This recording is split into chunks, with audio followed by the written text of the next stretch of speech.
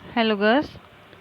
आज जो हमारा टॉपिक है वो है आपका कैनिंग फूड, या फिर जो आपका था टॉपिक स्पॉइलेज फूड में, उसमें आपका ये लास्ट वन टॉपिक है कैन फूड।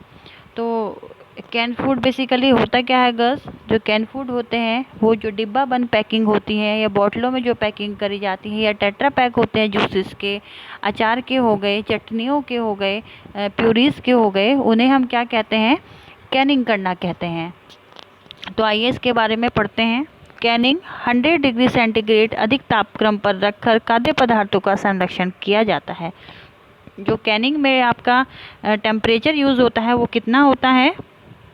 100 डिग्री सेंटीग्रेड होता है, जिससे खाद्य सामग्री में विकृति पैदा करने वाले सूक्ष्म जीव नष्ट हो जाते हैं। जिससे क्या होता है, आपके खाद्य सामग्री जो होती हैं, मतलब जो खाने वाली सामग्री होती है, उसमें जो विकृति, मतलब जो उन्हें दोषपूर्ण करने वाले जो हानिकारक जीवाणु होते हैं या बैक्टीरिया होते हैं, वो उसमें ये कैनिंग की प्रक्रिया जो 100 डिग्री सेंटीग्रेड तापक्रम पर खाद्य पदार्थों को हम गर्म करते हैं, उससे वो जो सूक्ष्म जीव होते हैं वो नष्ट हो जाते हैं, और एंजाइम भी होते हैं वो अक्रियशील हो जाते हैं। कैनिंग का अर्थ एवं परिभाषा। कैनिंग का जो अर्थ है और उसकी डेफिनेशन क्या है, मीन्स मीनिंग एंड डेफिनेशन है, उसके बारे में पढ़ेंगे। कैनिंग शब्द जो है आपका कैन से मिलकर बना है। ओके गर्ल्स, तो जिसका बेसिकली जो अर्थ होता है, मीनिंग होता है, उसको हम कहते हैं डिब्बा बंदी। इसलिए कैनिंग विधि द्वारा परिरक्षित भोज्य पदार्थ जैसे आपका कैन फूड हो गए, कैन फ्रूट हो गए, फ्रूट्स में आपने देखा होगा स्ट्रॉबेरीज़ हैं, ग्रेप्स हैं, और आपके बहुत सारी चीज़ें हैं ऐसी, जो एप्पल हो गए आपके, ये थ्रू कैन फूड एक जगह से दूसरी जगह सप्लाई की जाती है। तथा कैन वेजिटेबल्स, आप आजकल जो है वेजिटेबल्स भी आ रही हैं, प्यूरीज आ रही हैं, मार्केट में अवेलेबल हैं। टमाटर है, लहसुन और अदरक का पेस्ट है प्यूरीज के रूप में, तो वो भी अवेलेबल है। वो सब क्या होता है, कैन फूड के मतलब कैनिंग के द्वारा ही ये प्रक्रिया पूरी की जाती है। अथवा क्रमशः डिब्बाबंद तरकारियाँ जिन्हें कहा जाता है। इसी प्रकार कैनिंग को निम्न प्रकार से परिभाषित किया जाता है। कैनिंग खाद्य परीक्षण की उस विधि को कहते हैं जिसमें खाद्य पदार्थ को तरल पदार्थ के साथ वायुरुद्ध टीन के डिब्बों में बंद करते हैं। मतलब जो कैनिंग विधि परीक्षण है वो उस विधि को कहते हैं जो हम खाद्य पदार्थ तैयार करते हैं, फिर उसे हम डिब्बे में बंद करते हैं। लेकिन वो डिब्बे में बंद किस विधि द्वारा करते हैं? वो आपके कैन विधि द्वारा करते हैं, लेकिन उसमें इस तरीके से करते हैं कि जो वायु है वो बाहर की वो उसमें एंटर ना हो पाए। तत्पश्चात जो है बंद डिब्बों को एक निश्चित ताप व समय की सीमा तक गर्म करते हैं, और फिर क्या करते हैं, जो डिब्बे बंद होते हैं उन्हें एक निश्चित ताप, एक हर एक चीज़ का एक ताप रहता है, जैसे ऊपर बताया गया है कि 100 डिग्री सेंटीग्रेड तापक्रम पर गर्म करते हैं। एक निश्चित ताप होता है, उस पर वो गर्म किया जाता है, और जिससे कि क्या होता है उसमें जो सूक्ष्म जीव होते हैं या तो वो पूर्णतः नष्ट हो जाते हैं, या फिर क्या होता है वो जो खाद्य पदार्थों को वो हानि पहुंचाने लायक वो नहीं रहते हैं, वो निष्क्रिय हो जाते हैं। लेकिन जब इन खाद्य पदार्थों को परिरक्षित करने के लिए टीन के डिब्बे के स्थान पर बोतल का प्रयोग किया जाता है, तो यही क्रिया आपकी वाटलिंग क्रिया कहलाती है। मान लीजिए जैसे आपने देखा होगा आजकल सिरका है आपका, और जूसेस आ गए हैं जो बोतलों में अवेलेबल हैं, तो उस प्रक्रिया को क्या कहते हैं? उसे हम वाटलिंग की प्रक्रिया कहते हैं। ओके गर्ल्स, तो ये समझ में आ गया होगा आपको, जो डिब्बा बंद पैकिंग होती है उसे हम कैनिंग कहते हैं, और वही चीज़ अगर बोतलों में यूज़ की जाती है तो उसे हम वाटलिंग कहते हैं। कैनिंग खाद्य परीक्षण की आधारशिला है, अतः इसका उपयोग केवल फल तरकारियों तक ही सीमित नहीं है। फलों के रसों में गूदा, नेक्टार जैसे जैम, जेली, चटनी, मुरब्बा आदि में भी उपयोग किया जाता है।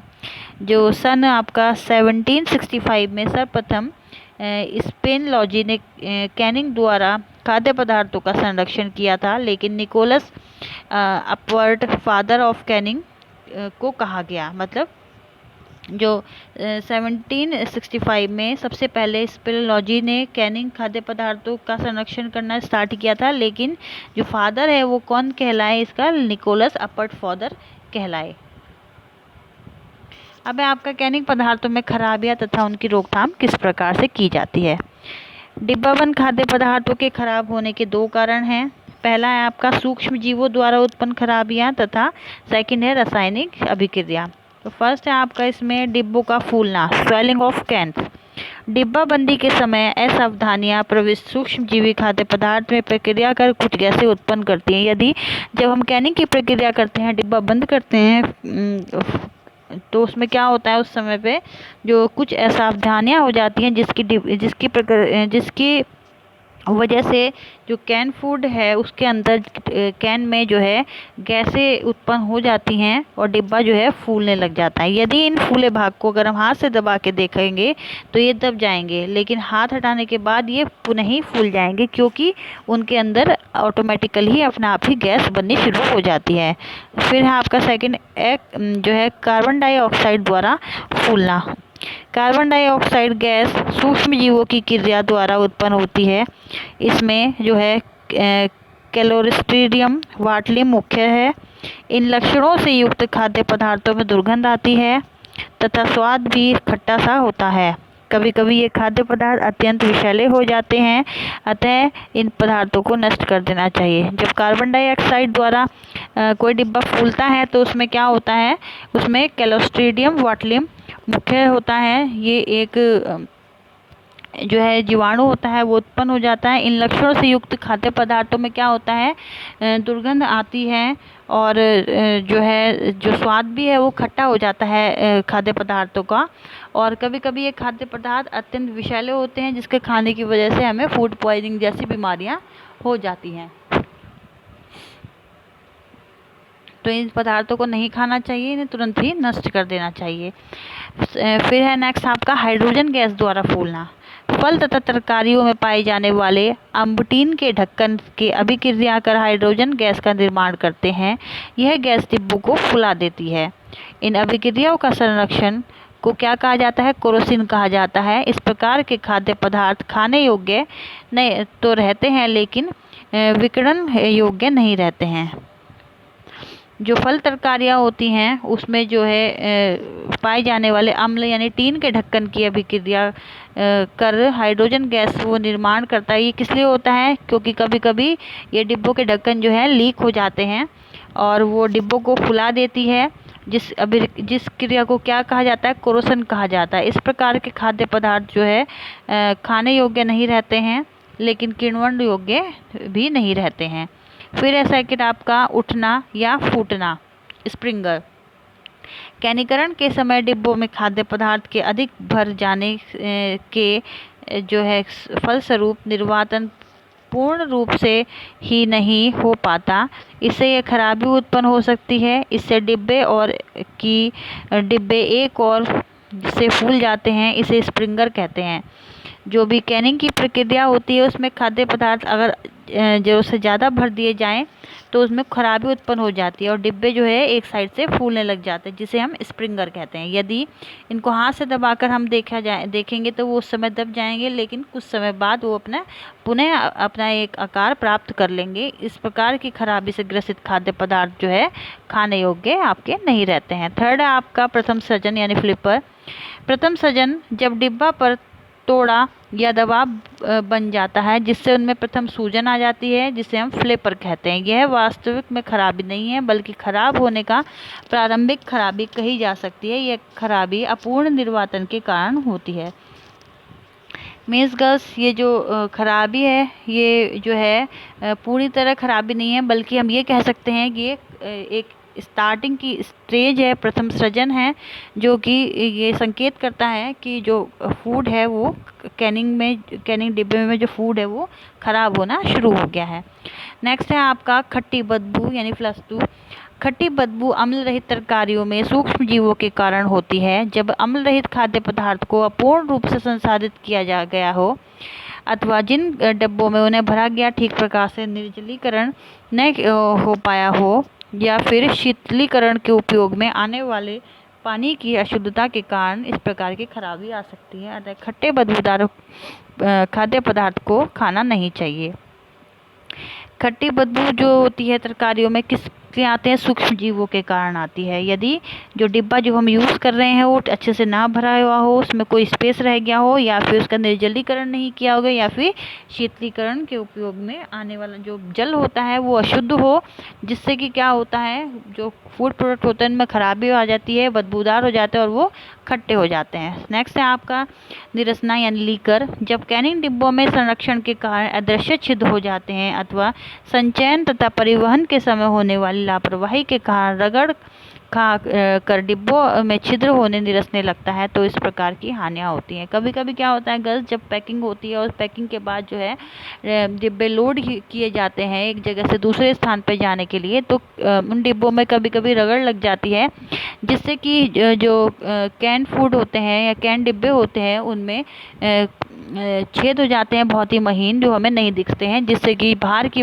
जो वायु होती है वो अंदर एंटर करने लग जाती है, जिसकी वजह से जो फूड है वो हमारा खराब होने लग जाता है। 6 है आपका वायु संचरण यानी ब्रीदर।